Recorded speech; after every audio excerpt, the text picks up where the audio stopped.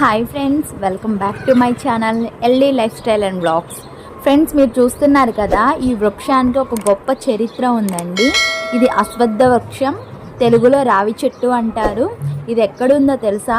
350 సంవత్సరాల చరిత్ర గల ఈ చెట్టు ఎంత పవర్ఫుల్ అండి.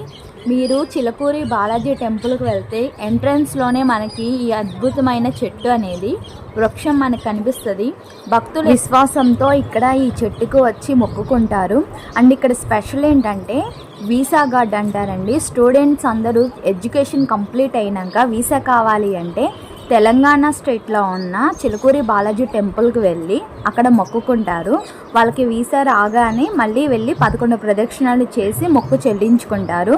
సో చూస్తున్నారు కదా, ఇదే టెంపుల్. మనం 11 ప్రదక్షిణాలు చేసి మొక్కుకోవాలండి. మొక్కు పూర్తయిన వెంటనే 108 ప్రదక్షిణాలు చేసి మొక్కు చెల్లించుకుంటారు. ఓకేనా? Thanks for watching. Subscribe. Bye.